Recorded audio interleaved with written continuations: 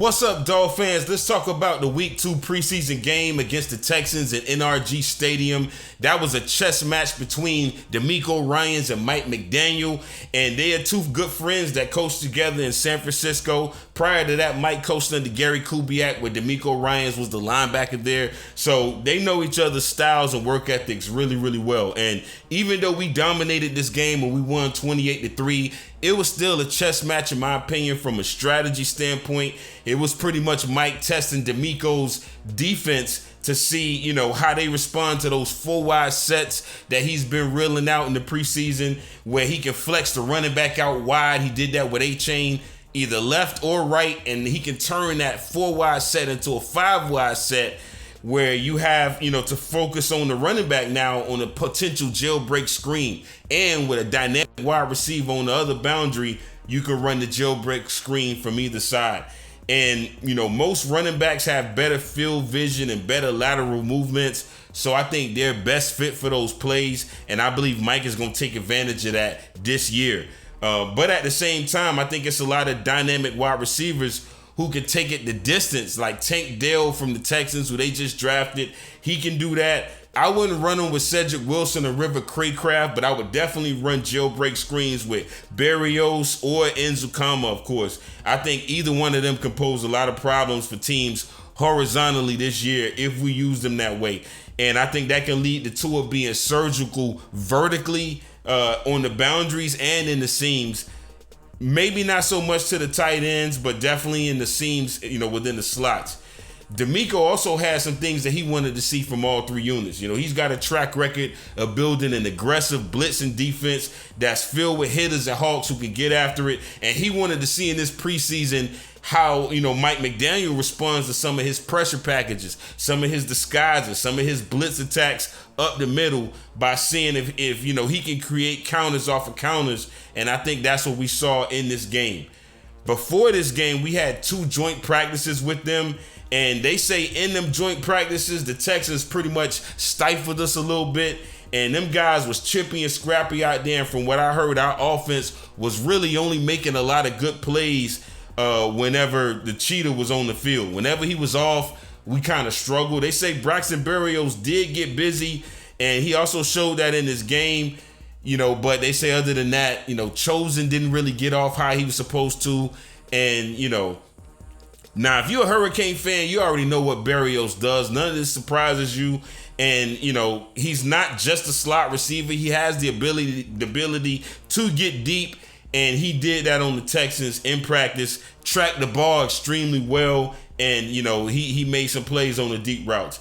In practice, they also say Tyreek was out there playing with them boys. I mean, they bid on the new routes and the old routes, that Tyreek used to run when he was with the Chiefs. They bid on that wasp route, where it's basically Hill driving like he's going to go deep over on, on a deep post. Then he pivots, comes back right, and, just the way he came in, and he left the secondary wide open for lone catches in practice. They say Robert Hunt dominated in both practices. He was a man-child out there, probably the best lineman that we got. And, I think he also needs to get his. Chris Greer got to make sure that man gets paid dollars and cents. And, I mean, you saw him quick set against interior rushers and shutting them down right in their fucking tracks, putting DLs on their wallet. And they say he's one of the most underrated O-linemen in the NFL in general. And that's what they say he was doing in practice, is showcasing that. And you can see that he was the most impressive Dolphin on the field besides the Cheetah in those practices. And that was practice. Let's focus on that game. I'm going to go ahead and break down the injuries that we had and guys that didn't play. Some was due to, like I said, to injury or just Mike wanting to see other players. Teron Armstead didn't play. Liam Eichenberg, Braylon Sanders, Christian Wilkins, Lester Cotton. Christian Wilkins is holding out. Obviously, he wants another contract. Ethan Bonner didn't play. Gaskin didn't play. Ramsey, Waddle, Bethel, Jeff Wilson, Cam Smith, Keon Crossan, Brandon Jones, and Alec Ingold didn't play. Now, we got a few guys with minor injuries, some that could be nagging or major, meaning 4 more games possibly, and that's Teron Armstead and A-Chain, which are both bad news. A-Chain's injury happened, in this game in the third quarter. He got carted off the field, And when they asked Coach Mike about it, he said that A-Chain's, had a shoulder injury, and they're doing they did some shoulder imaging to see how serious it was, and he left the game with 27 yards off of 6 totes.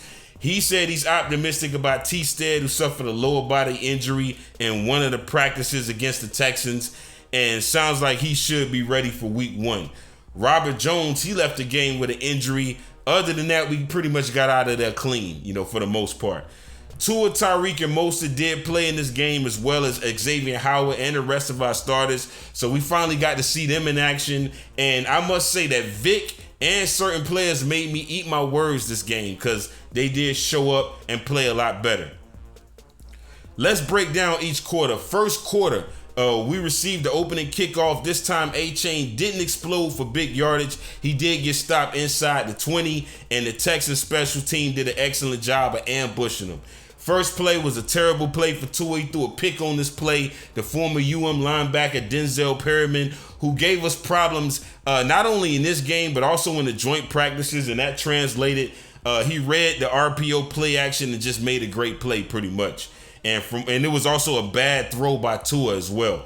Not what Coach McDaniel expected, but you know what? I like the fact that Mike has been cool under pressure, never looks disgruntled, and just like Tua always does, he came back strong and he made up for it. He bounced back, stayed in the moment, and if you notice, he understood the magnitude of the game and he made plays.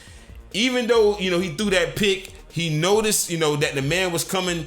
He block shedded the guy that was trying to stop him, spent off the blocker, and still made the tackle to prevent an easy touchdown.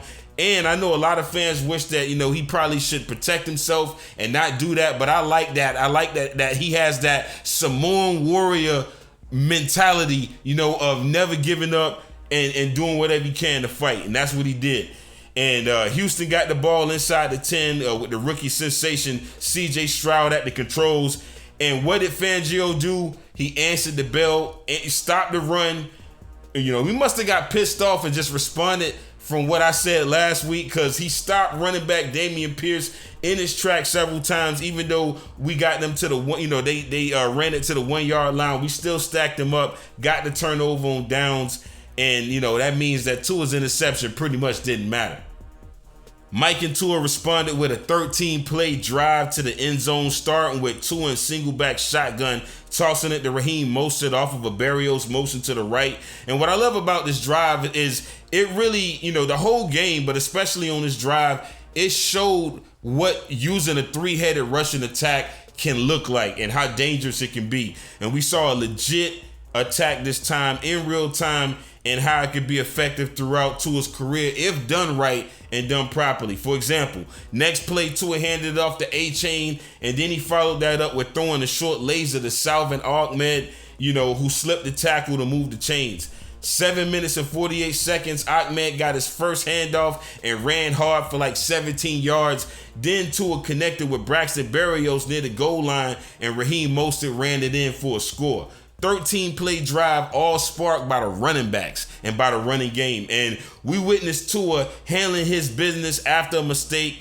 And this would be his last drive for the game. Skylar Thompson pretty much played the rest of the game. Mike White did step in briefly, but Skylar played for the most of the game. And he made me eat my words this game. I'm not going to lie. He actually played pretty good, considering, how many times he was under duress.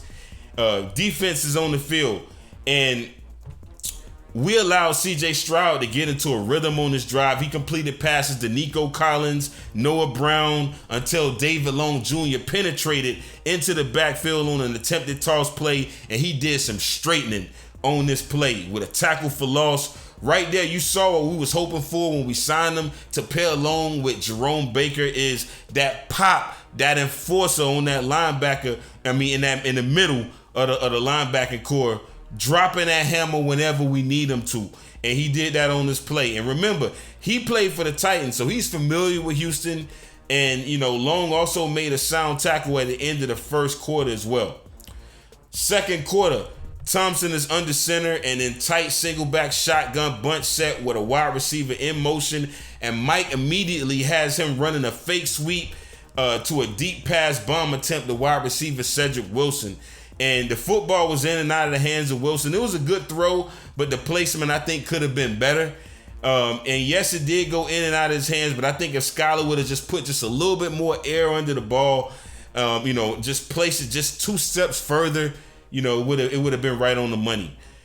Next play, Will Anderson gets a sack on Skylar, pushing him back for a loss. And that sack was on Salvin Ahmed, in my opinion, because he got bulldozed at the point of attack on that play, lost leverage, and, Skylar really had no chance.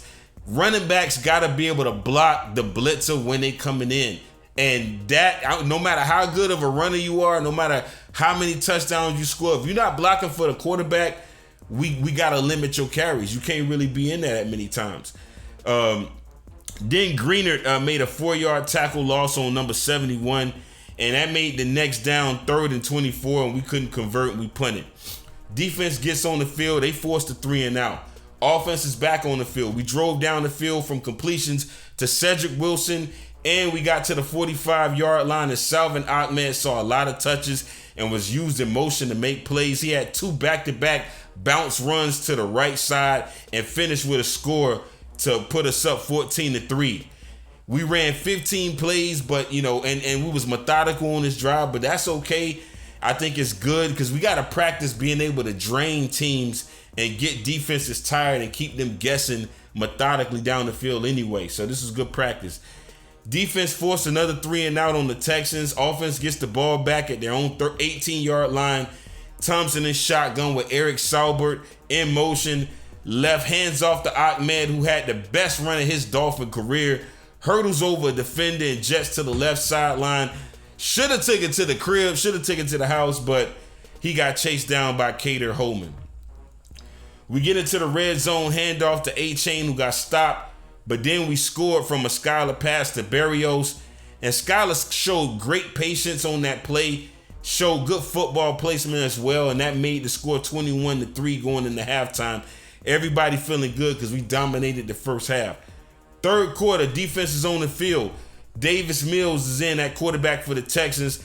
Texans got called for a false start penalty. That set them back, and that forced another 3-and-out. Offense gets the ball, and we received the punt inside the 20. Mike White is in at quarterback. He does nothing. We punt it, and then defense is on the field. They force another 3-and-out. Offense comes back. Skylar Thompson is back in because Mike White, I don't know if I got to look and see why, coach decided not to just roll with Mike for the rest of the game. I know he didn't really do much on that first drive, but I guess he just wanted to see Skylar for the whole game. But Skylar completes passes to Julian Hill and River Craycraft, almost throws an interception off of a bad throw, but he found a way to get into the end zone and make it 28-3. During the third quarter, like I said, A-Chain left the field. He had to go to the medical tent, and he was carted off the field to the locker room. And, so that's what happened with him. Fourth quarter, we didn't score again for the rest of the game. Neither did Houston, but the highlights for me in this fourth quarter was tight end Julian Hill, running back Chris Brooks making plays. And I think both have a chance to make this roster either on the legit 53 or on the practice squad at least. That's just my opinion. Let's take a look at the game stats. Skylar completed 15 of 22 passes for 157 yards, 3 touchdowns, only got sacked once, which means 2 things. The O-line did a good job blocking up front, and you also got to give Skylar credit for using his legs, scrambling out of the pocket, and buying time, showing some elusiveness to keep plays alive, which I think is his strong suit. Tua completed 5 of 7 passes for 61 yards and led a touchdown drive. If not for that pick, at the start of the first quarter, I think he looked pretty much like he did last year. So I feel good about what I saw. Salvin Ahmed definitely showcased for the coaches and fans this game. And this is probably the best we've seen him run, and he finished with 12 totes, 99 yards, one shy of 100. Obviously, the 65-yard gainer was the bulk of it, but I still think he ran with purpose in this game. Running back Chris Brooks finished with 11 carries for 47 yards. Raheem ran hard and finished with 6 carries for 30 yards and a touchdown. And we all know A-Chain left with 6 carries for 27 yards. All of our backs in total, all of them, averaged at least 4 or more per carry, which is good. And with our receivers, the football was spread amongst all of them, including the tight ends. No one really stood out. They all had either 3 catches or less. Berrios, Ahmed, and Chris Brooks scored a touchdown through the air. On defense, we got out hit. Didn't get any game-changing turnovers, but we did play better than we did in the Falcons game. I especially liked our resolve in the red zone. My final thoughts on this game is Chris Brooks better make this team. He better make this team.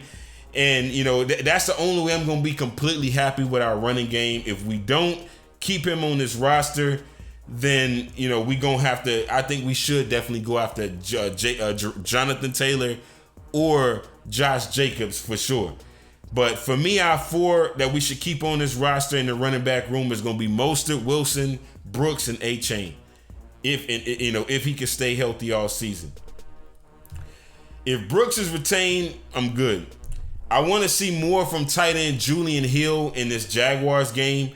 And as good as Skylar played, I still think there's better options out there. And I'm going to mention them before the regular season starts. And I'm going to mention maybe potentially trading later round picks for some of these guys their teams may be willing to move them for the right pick. The big fish ballers of this week is going to be Tua Tagovailoa, obviously, Skylar Thompson, Chris Brooks, Salvin Ahmed, Julian Hill, Eric Saubert, because he blocked really well in this game, Durham Smythe as well, Braxton Berrios, Malcolm Perry, I got on this list, played 31 games with us, had a big hit in the fourth quarter, so that's why I put him on there. Brandon Peely, Mitchell Agude, another good game. He had a good game against the Falcons. Channing Tindall hit pretty good this game. And Mickerson, I forget his first name. Mickerson, I also have him on this list as well. But that's it. Y'all let me know what y'all think in the comment section. Till next time, signing off, TBFN.